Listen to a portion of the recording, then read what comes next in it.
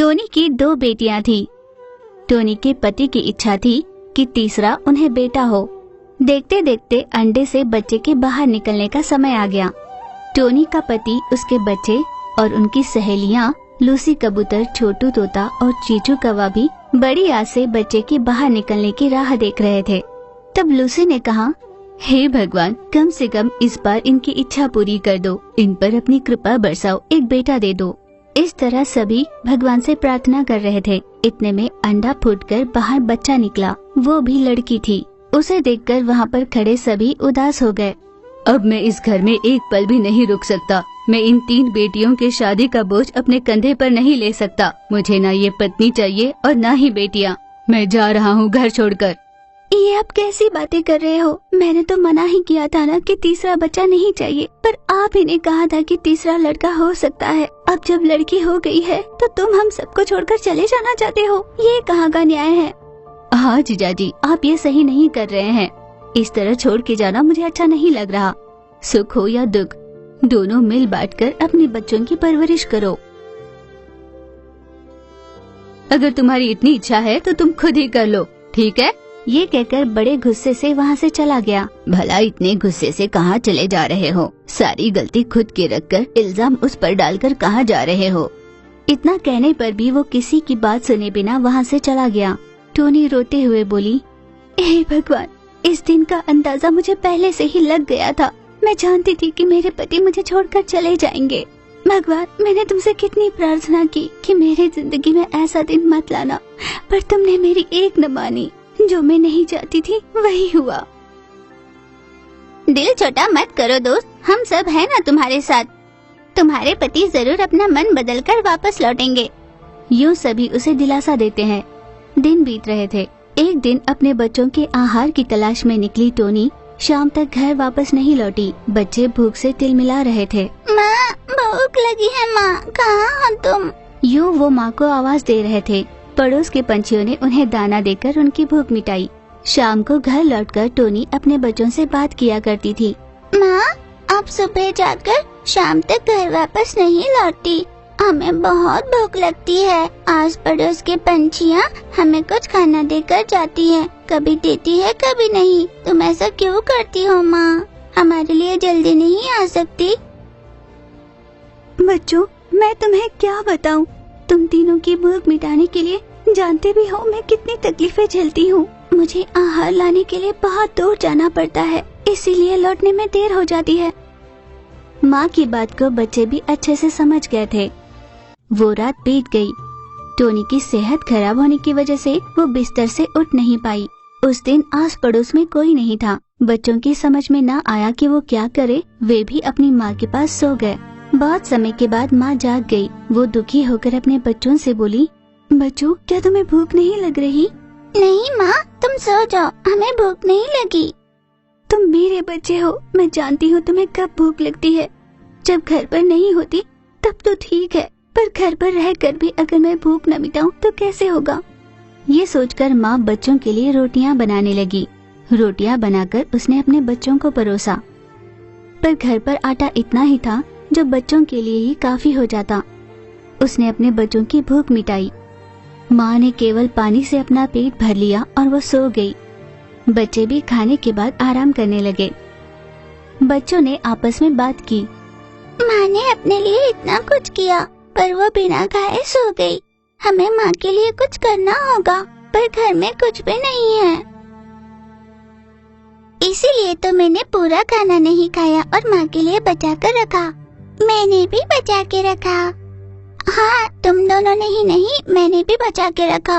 पर हम न खाकर माँ के लिए बचा कर रखेंगे तो माँ नहीं मानेगी, इसलिए हमें कुछ और करना होगा। तो हम रोटियों के छोटे छोटे टुकड़े करेंगे और माँ से कहेंगे कि घर पर आटा था, तुमने देखा नहीं ठीक से। अगर माँ ने पूछा कि रोटी के टुकड़े क्यों किए तो कहेंगे कि आप बीमार हो ना, आपको खाने में आसानी हो इसलिए ऐसा किया। तुम हो तो बहुत छोटी पर बहुत समझदारी वाली बात की तुमने। ये सोचकर तीनों माँ के पास गए। माँ, उठो ना माँ, माँ उठ जाओ। माँ नींद से जागी। ये तुमने कहाँ से लाया? उन तीनों ने वैसा जवाब दिया जैसा उन्होंने सोच कर रखा था। माँ उन रोटियों को खाते हुए रो रही थी। बच्चों, ये सब क्या है? हर सवाल का तुमने जवाब तो दे दिया, पर ये बात भूल गए कि अगर तुमने अभी रोटी बनाई होती तो गर्म होती। पर ये मेरी बनाई हुई रोटी है जो तुमने नहीं खाई। पर ये तो ठंडी है और मेरे लिए बचा कर रखा। इस पर बच्चों ने उसे कुछ भी नहीं कहा। माँ ने उन बच्चों को अपने गले से लगाया। भगवान, ऐसे प्यारे बच्चे देने के लिए आपका बहुत बहुत धन्यवाद। इस तरह तकलीफों के साथ ही उनका जीवन बीत रहा था। उनकी तकलीफों को देखकर उनकी सहेलियां कहने लगी, टोनी के हालात बिल्कुल अच्छे नहीं हैं। हम सबको उसकी मदद करनी चाहिए। मुझे लगता है हमें उसके आसपास ही घोंसला बनाकर रहना चाहिए और उसकी सहायता करनी चाहिए। चीचू कौवा की बात पर लूसी और छोटू ने अपनी सहमति दी और टोनी के घर के पास में ही अपने घोंसले बना लिए। ये देखकर टोनी बहुत खुश हो गई। तुम सबके यहाँ आने से मैं बहुत खुश हूँ दोस्तों।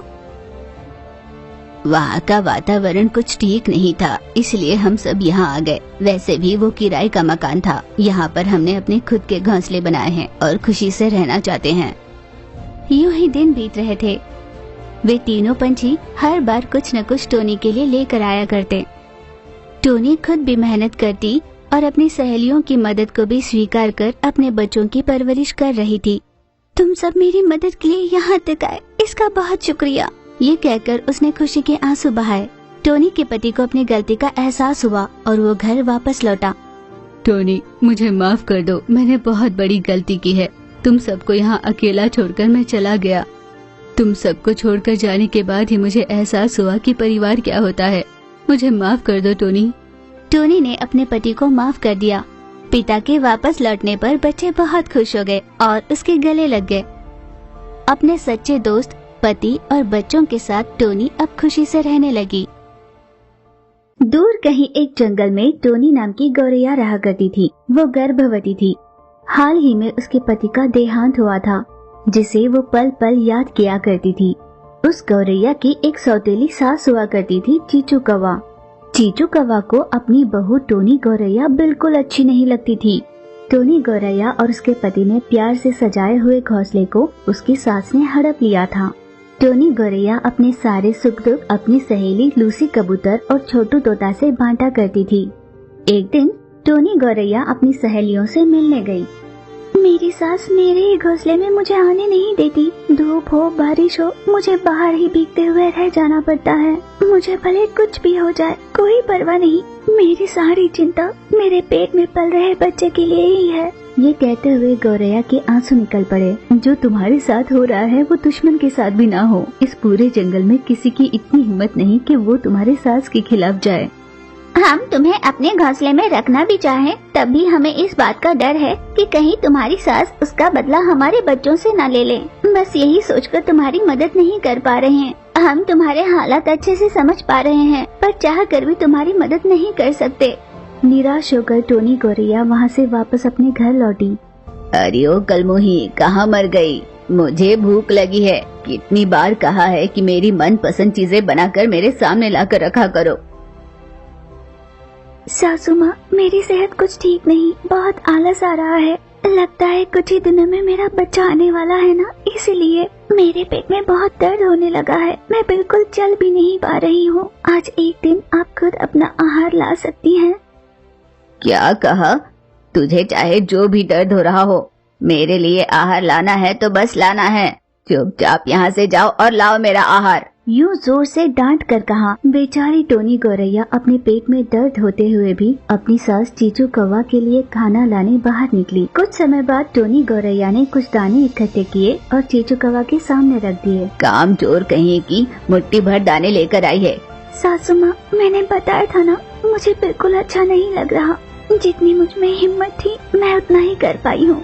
वैसे भी आपके लिए ये कोई बड़ा काम नहीं। आपके पैर और पंख अच्छे तो हैं, आप भी तो खुद जाकर ला सकती हैं ना। टोनी गौरैया ने हिम्मत जुटाकर कह दिया।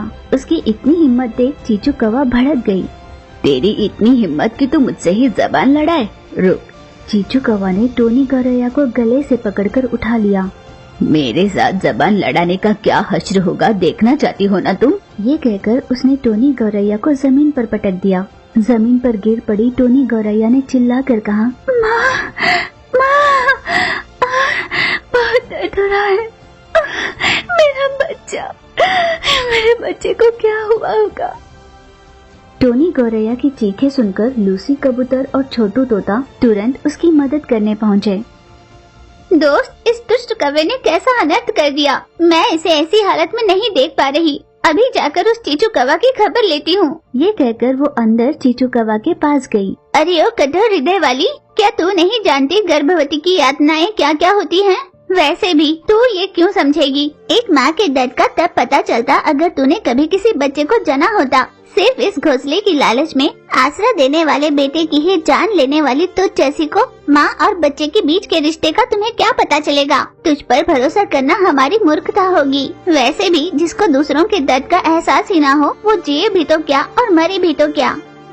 तुझे जितना कहना था उससे ज्यादा कह लिया तूने, और एक शब्द भी बोली तो तेरी भी हालत ऐसी ही कर दूंगी। वैसे भी ये हमारा पारिवारिक विषय है। मैं चाहूँ तो उसे पीटूं या मार डालूं, मेरी मर्जी।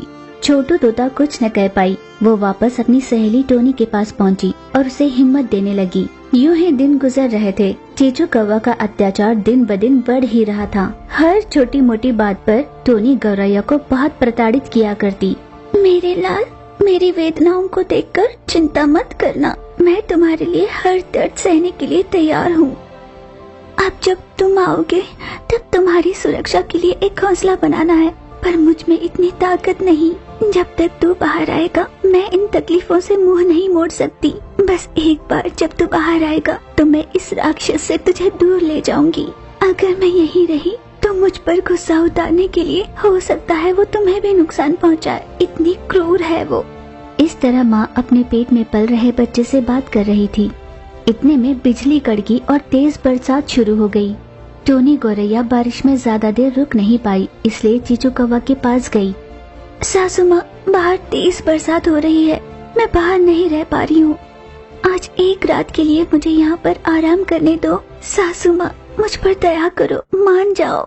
यूँ वो हाथ जोड़कर विनती करने लगी, पर पत्थर दिल वाली चीचू कौवे का दिल बिल्कुल नहीं पिघला।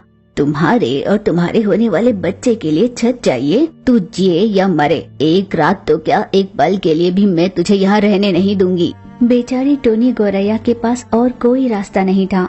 वो चुपचाप पेड़ की डाली पर बरसात में भीगती हुई पूरी रात यूं ही बैठी रही। टोनी गौरैया के पास सर छुपाने के लिए और कोई जगह नहीं थी, इसलिए वो वहीं पर भीगती रही। पर वो खुद को ज्यादा देर तक संभाल नहीं पाई। उस डाल से छूटकर वो जमीन पर गिर गई। इतनी ऊंचाई से गिरने की वजह से पूरे महीने हो चुके टोनी गौरैया ने अपने बच्चे को जन्म दे दिया।